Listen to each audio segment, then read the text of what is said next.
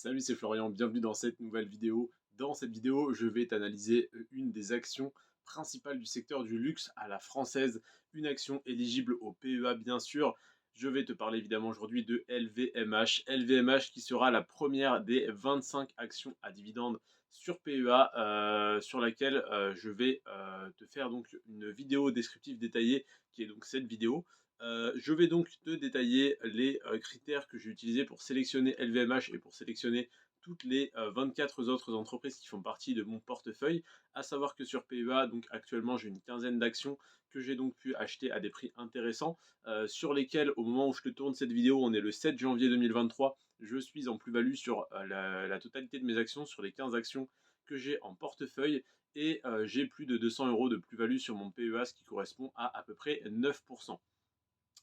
On est donc sur un portefeuille relativement intéressant qui se comporte très bien à court terme, même si ça n'est pas le but. Le but, c'est vraiment du long terme. Donc, si j'étais en moins-value de 500 euros, ça serait exactement la même chose à un détail près. C'est que je pourrais tout simplement renforcer mes positions à la baisse comme je l'ai fait quand j'étais en moins-value il y a quelques mois. Et donc LVMH, qui est donc une des 25 actions que j'aimerais détenir, mais que je ne détiens pas encore. Je vais te détailler dans cette vidéo pourquoi. Je vais te parler de l'augmentation de son chiffre d'affaires, de l'augmentation de son résultat net, également la marge nette de l'entreprise, le retour sur investissement des capitaux propres, le retour sur investissement des actifs, également évidemment le total des actifs en milliards d'euros, la croissance du cours de l'action sur les 10 dernières années, le PER, les années consécutives de versement du dividende, les années consécutives d'augmentation du dividende, le pourcentage d'augmentation du dividende en moyenne sur les 10 dernières années, et le rendement du dividende en pourcentage à la toute fin. On va commencer par la description de l'action LVMH. Donc LVMH, je pense que tu connais cette entreprise du secteur du luxe français. Je vais donc trouver tout de suite le descriptif, tac tac tac, juste là au-dessus de AXA, L'Oréal, LVMH. LVMH, donc Louis Vuitton Moet Hennessy, est un groupe de luxe basé en France, actif dans 6 secteurs: vin et spiritueux, mode et maroquinerie, parfums et cosmétiques, montres et joaillerie, pardon, distribution sélective et autres activités. Wine and Spirit possède des marques telles que Moet et Chandon, Krug, Veuve Clicquot, Hennessy, Château d'Yquem, entre autres. Mode et maroquinerie possède des marques telles que Louis Vuitton, Christian Dior et Givenchy, entre autres. Parfums et cosmétiques possèdent des marques telles que Parfum Christian Dior, Parfum Givenchy Guerlain, Benefit Cosmetics, Fresh et Make-up Forever, entre autres. Montres et joaillerie possède des marques telles que TAG Heuer, Hublot, Zénith, Bulgari, Chaumet et Fred, entre autres. La distribution sélective détient entre autres les marques DFS, Miami Cruise Line, Sephora et Le Bon Marché Rive Gauche. Les autres activités comprennent l'acquisition de Pedemonte Group, un producteur de bijoux et de marques artistiques telles que Les Échos, Lent et Cheval Blanc. Voilà donc pour les marques que détient le groupe LVMH. C'est énorme, c'est un énorme portefeuille qui permet de diversifier sur donc 6 secteurs différents, principalement dans le haut de gamme, dans le luxe, mais voilà, également un petit peu en cosmétique. Alors, en cosmétique également haut de gamme, mais sur des produits plus de tous les jours, en tout cas pour les femmes. LVMH, les chiffres qui vont m'intéresser, ça va être tous ceux que je t'ai cités précédemment. En tout cas, je t'ai donné les indicateurs, je vais maintenant te donner les chiffres qui vont avec, et je ferai pareil pour les 24 autres entreprises. Donc si tu veux voir les analyses des 24 autres entreprises, n'hésite pas à t'abonner. Aujourd'hui, je te présente LVMH, on aura également L'Oréal, Total Energy, AXA, Hermès, Kering, Schneider Electric, Téléperformance, etc., etc. On va attaquer avec le pourcentage moyen d'augmentation du chiffre d'affaires sur les 4 dernières années. En moyenne, chaque année, de 2017 à 2021, c'est sur ces années que se basent mes chiffres, le chiffre d'affaires a augmenté de 13% par an. Donc 13% d'augmentation annualisée, donc d'augmentation moyenne par an. C'est une très bonne nouvelle, c'est un très bon chiffre. 13% d'augmentation par an, c'est très très intéressant. Mais ce qui est d'autant plus impressionnant et intéressant, c'est l'augmentation du résultat net par an sur les 4 dernières années. Et donc là, on a 13% d'augmentation du chiffre d'affaires et 34% d'augmentation du résultat net. Qu'est-ce que ça veut dire? Ça veut dire tout simplement que, de 1, les coûts ont diminué, la marge a augmenté Et donc, pour seulement 13% d'augmentation par an du chiffre d'affaires, ce qui est déjà énorme et très intéressant, on a 34% d'augmentation par an du résultat net, ce qui est impressionnant. Au niveau de la marge nette, elle est de 19%. C'est très élevé. C'est une des 10 plus élevées, on va dire, sur les 25 actions à dividendes pour PEA. C'est une des 10 plus élevées. Et pourtant, je m'attendais à plus. 19% de marge, qu'on soit bien d'accord, c'est énorme, hein. Sur une montre qu'ils vendent 500 euros, ils se font pratiquement 100 euros de marge nette. Donc, c'est-à-dire vraiment ce qui reste dans les poches de l'entreprise une fois avoir payé toutes les charges, les impôts, etc. C'est vraiment énorme, mais étant donné le secteur, je m'attendais à plus, étant donné donc le champagne, les montres, le luxe, et cetera, le parfum. Mais non, on est entre guillemets seulement à 19%, ce qui est déjà énorme et bien au-dessus de pas mal d'autres entreprises de mon portefeuille. Mais si on compare avec Hermès par exemple, sur Hermès, on est à 27% de marge. Donc LVMH, 19% de marge nette. Au niveau du ROE, le retour sur investissement des capitaux propres, est-ce que l'entreprise fait bon usage des capitaux qui lui sont alloués et dont il dispose?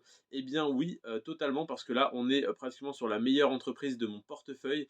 Sur cet indicateur, on est sur un ROE de 29, c'est-à-dire que avec 100 euros investis, ils arrivent à générer 29 euros de profit par an, ce qui est juste énorme.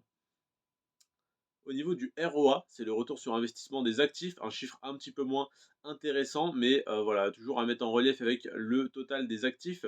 On est sur un ROA de 10, ça veut dire que on a 10% de rendement sur les actifs, ce qui n'est pas mauvais en soi.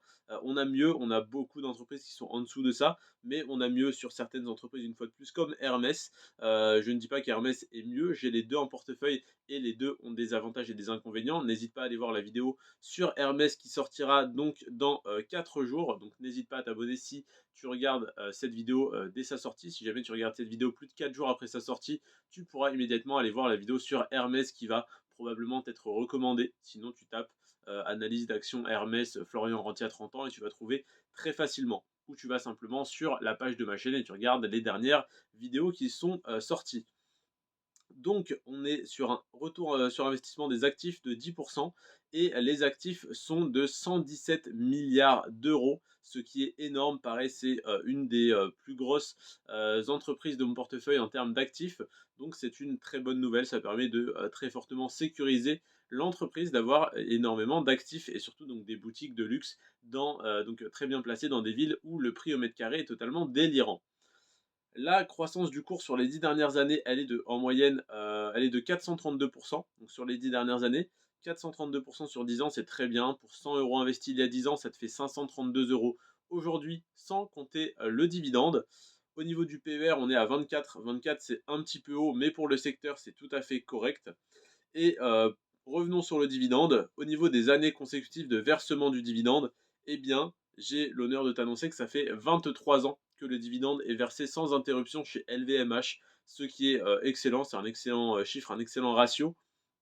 Et malheureusement, ça ne fait que un an qu'il augmente. Donc ça veut dire que les années consécutives d'augmentation du dividende s'élèvent à une année. C'est-à-dire que ça fait un an, donc 2 ans d'affilée, que le dividende est augmenté. Donc il a été augmenté une fois, il était versé il y a 2 ans et augmenté l'année dernière. Donc c'est voilà, ça veut dire qu'il a été diminué en 2019 ou 2020, ce qui est très dommage, je te l'accorde, mais ce qui n'est pas très gênant, étant donné que sur les 10 dernières années, il a quand même augmenté en moyenne de 13% par an, ce qui est énorme.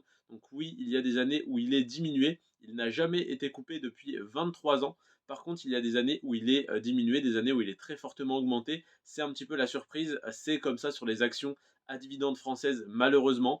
Aux États-Unis, on a beaucoup plus de stabilité.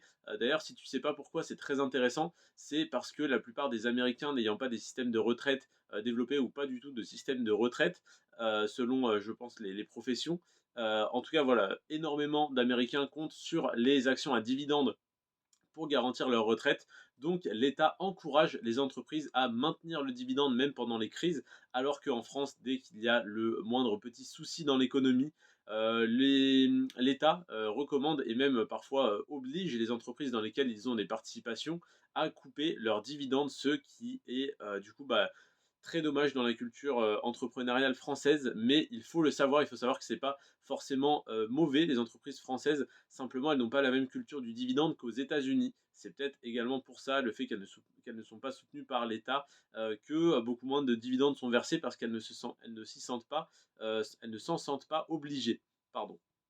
Donc voilà, en moyenne 13% d'augmentation du dividende sur les 10 dernières années, c'est-à-dire entre les dividendes versés en 2011 et en 2021. Et au niveau du rendement, c'est le dernier indicateur que j'ai à te présenter, qui n'est pas déterminant dans mon choix. Savoir que ce n'est pas parce qu'une entreprise a 0,5% ou 5% de rendement que ça va, disons, m'empêcher d'investir dessus si elle n'a pas un rendement assez élevé. Ce que je regarde, c'est principalement l'augmentation du dividende et sa stabilité. En tout cas pour le dividende, bien sûr, le plus important restant l'augmentation du chiffre d'affaires et du résultat net. La marge nette, le ROE, le ROA, le total des actifs, c'est intéressant. Le